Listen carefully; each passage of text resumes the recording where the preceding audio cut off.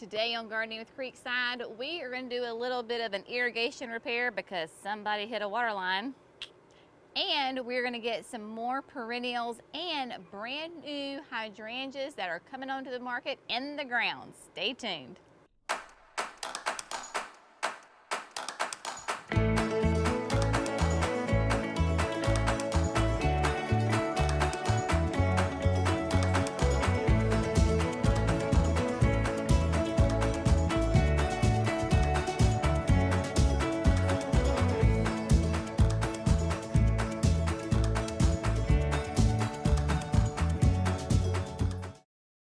Hello friends, welcome to Gardening with Creekside. I am Jenny and here we are back at the patio space. If you will remember, last time we were here, I believe, we shared with you that I had accidentally drilled through the main water line that goes from these patio beds all the way up to our cottage garden, the vegetable container garden, and the whole length of the flower beds that go the length of our driveway. So it's kind of a big deal that I hit that line. So today we're going to show you how we're going to repair it. Jerry is going to be with us, obviously, and he is mic'd up for the first time here on a video like this. I know a bunch of y'all have been asking for that, so you will get his whole, you won't miss anything. You'll get everything. So once we get this irrigation fixed, then we're going to move around the soon-to-be fountain, and we are going to get some opalescence perennial phlox planted and the brand new Little Lime Prime hydrangea planted. This is going to be a little bit of a test for us, so I'm going to save all that information for when we get over there. But right now, let's get started on fixing this irrigation. If you will remember, there's a shovel right here. He's making hand signals behind me. He forgets that he's mic'd up and he can talk. So this is the guara that I planted first, hit the line. It's a white PVC line. It ran all night long. Yeah, it's okay. It's all good. It's all good. So you may dig the guara out? Yep. Kind of, yeah, we'll fix the mulch. We'll fix the mulch. It's still, and then I nicked the line, and then it has rained and rained, so we still have plenty of water. Poured over there on that dirt. Dig it and pour it over there. Shovel the dirt over there. Yeah. If you break the line, you gotta dig the hole.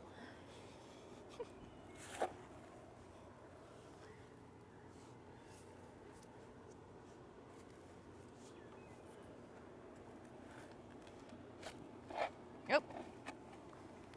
I hear it. Yep. I see it. I want to know how much I really hit it. Like, you know? It's not like when we hit the corrugated pipe, you know? Well, that's a rock.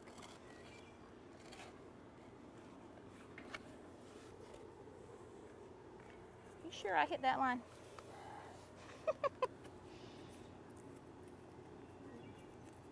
Yeah, up there. Oh man. It's like dented.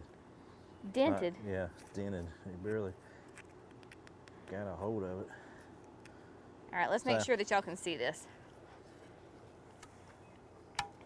This is non-traditional work.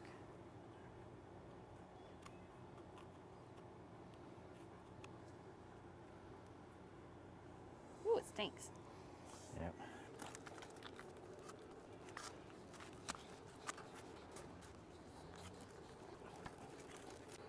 All right, Jerry's going to tell us what we're going to do because I have no clue.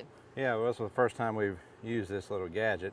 It saves a lot of time because normally, like we've had to do in the past to repair a PVC line, is dig the hole probably 3 times the size of this hole that's right here right now. Okay. Because you have to have lift and use 2 couplings and a piece. So we're going to use 1 coupling. 1 coupling. And this little new gadget. Okay. So this coupling here will go glued on to this end, and then we're going to cut out the length of the pipe that's damaged. Okay. Cut it out here, cut it out there. This will slide down in there, and then we'll glue this on. Of course, glue the coupling onto the expansion coupler or whatever this thing is called, expansion repair kit, and then this thing will twist and come out and go into the new pipe. So that way we don't have to pull and bend and dig lots of extra dirt. All right. Yeah, that's what Well, we're I'm a gonna do visual learner, so let's do it. Let's do it. We're going to switch over to the zoom camera so that we can really get in there and get the shot so you can see exactly how we're doing it, because how far would you say this is down? This is what? Is it a foot? That's a foot and a half or so, yeah. Yeah, it's probably like a foot below grade. Obviously, here we are in North Carolina. We don't have to worry about burying our pipes very deep for like winter freeze, because that's just not an issue. So, yep. All right, we're gonna switch over so y'all can see. Oh, that's lovely. Okay, so that's our hole. Yep. Okay. The nick. Yep. So then we're going to come in here and cut the pipe out to the length of our Fixture. Expansion kit, repair kit. And that's what you're using, is just a handy dandy PVC cutter, right? Right. I mean, I don't know the technical term for that.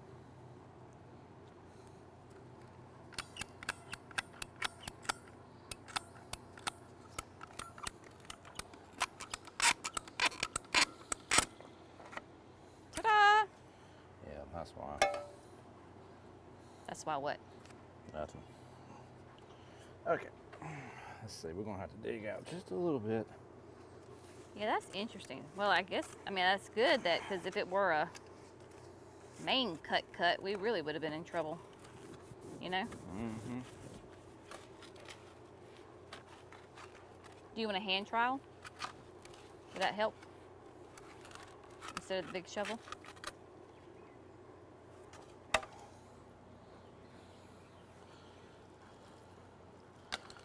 I think I got it.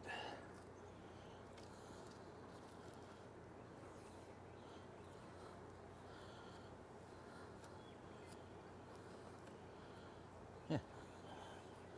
That'll work. Do I have any rags over there? No. Okay. That should work. Just know you got an angelona between your legs. Okay, so now we're back on the game here with a little primer on each side of the pipe. Helps clean up your dirt. Gets the pipe chemically ready for the glue. And then we're going to glue the non-expansion side. It's going to be glued onto the pipe first, and then this will be expanded out into. Do I need to get the dirt out of the pipe? Yeah. Yeah.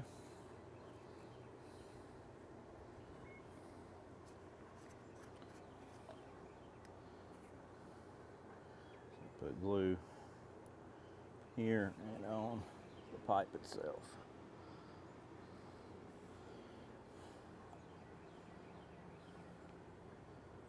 This one.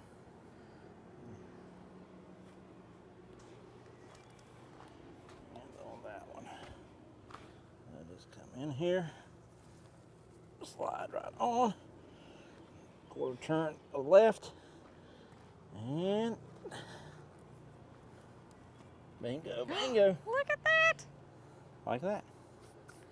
And I'm just going to tell you from experience, that is life changing. When you have to repair a hole. So how long does it, like, how long do you have to wait till you can run water through? We can run it tonight.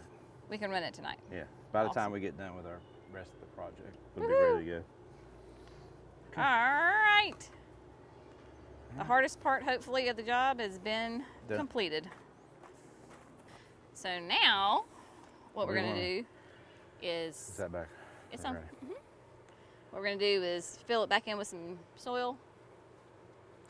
let's do, and let's just put us a little indicator. So that way I can see it when we do those other plants later on. Okay.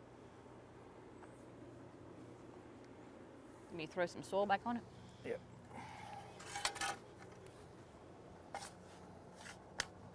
And the glue that you use is wet or dry glue. So it's always I always use that. Seems like. So what do you mean wet or dry? What does that The mean? pipe can be wet, Oh, okay. like water.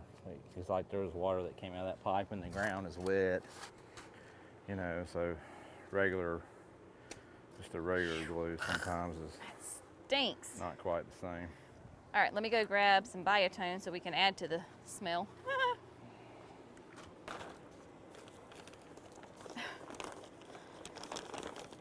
I'm not sure I'm a big fan of the 50-pound bag of fertilizer. It's hard to move. Okay. Okay. So, fresh biotone.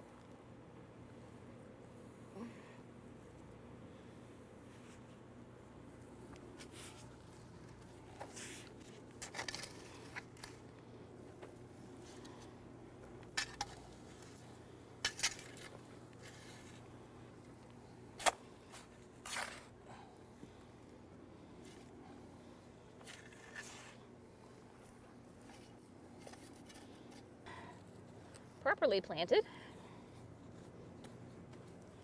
And then we'll get some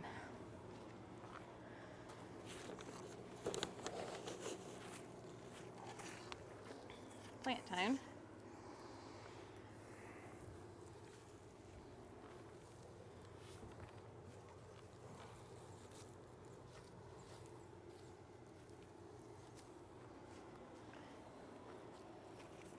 All right, so now we're on to planting some phlox and some brand new hydrangeas, right? Yep.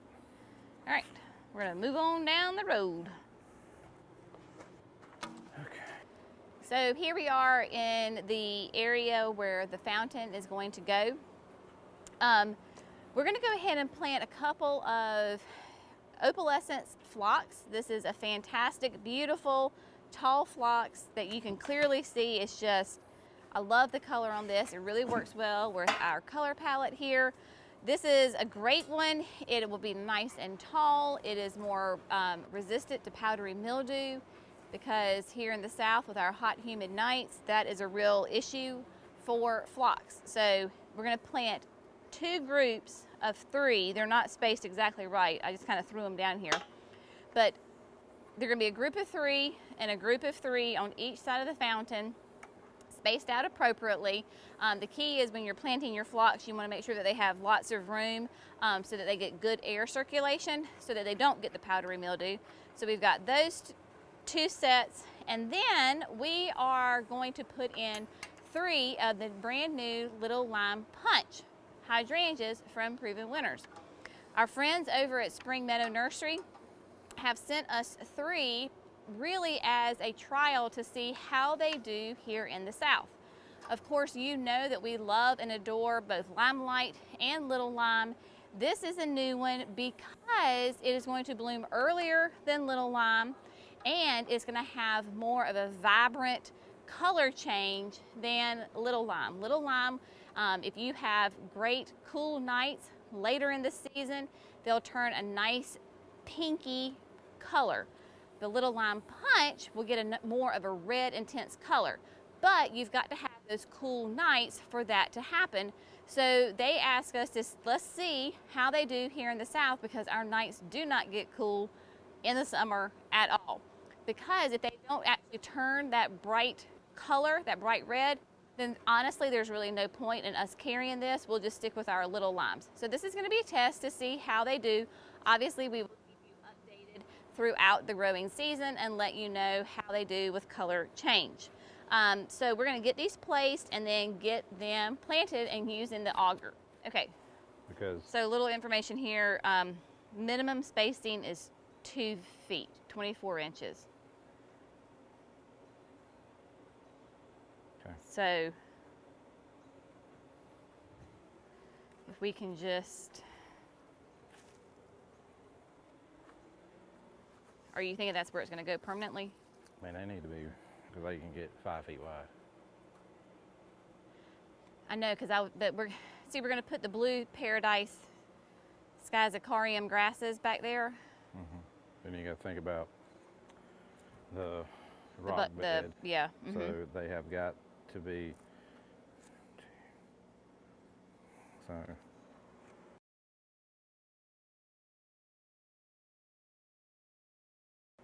it's like 2.5 right there. Okay. So then I would,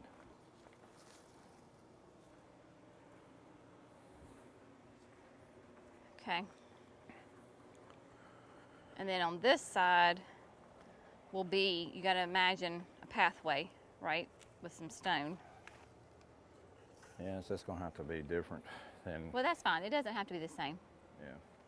They can be, they just have to balance each other. They don't have to be. Sounds like you could keep the triangle, but it'd be a different shaped triangle, or like kind of window paned. But if we did like 1, 2, 3, and then looking at it this way, yeah, I like that. All right, so let's go over the opalescents really quick. They're gonna be like 30 to 32 inches tall. They are, like we said, the spacing is minimum is 24 inches apart. That's why we're trying to give them that good air circulation. Zones 3 to 8, yeah. It likes consistent, moist, well-drained soil and full sun. So that's what we're gonna do. Thrives with regular fertilization. So that's where your plant tone will come in. Yeah, simple as moving the mulch and auging the hole.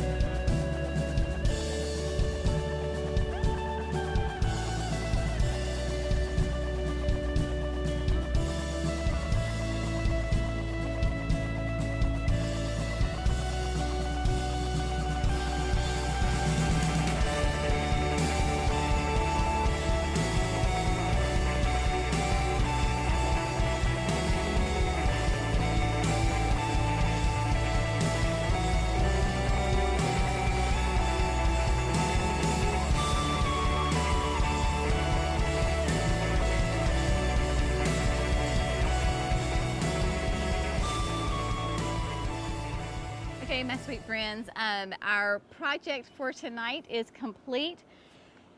This was a pretty simple one compared to some of the things we've been doing here lately. Yeah. Other than dealing with the humid weather that has come into North Carolina, but we're good. we're sweating. We're hopefully you can't tell it on camera, but yeah, we're glistening. yeah. The humidity is high. Dew point's high. Yep.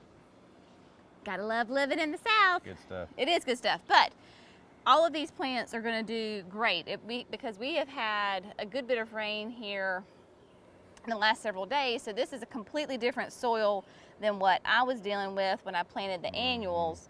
This was nice and fluffy, but I mean, you still had to. Yeah, I gave it a little. You gave it a little. Yeah. A little muscle. But that auger really is nice because obviously it digs the hole for you, right? But for us, because of our red clay, it really aerates it and fluffs it up. Tills it out like you're going to run a little tiller. That way we don't have to like mess up the whole zone.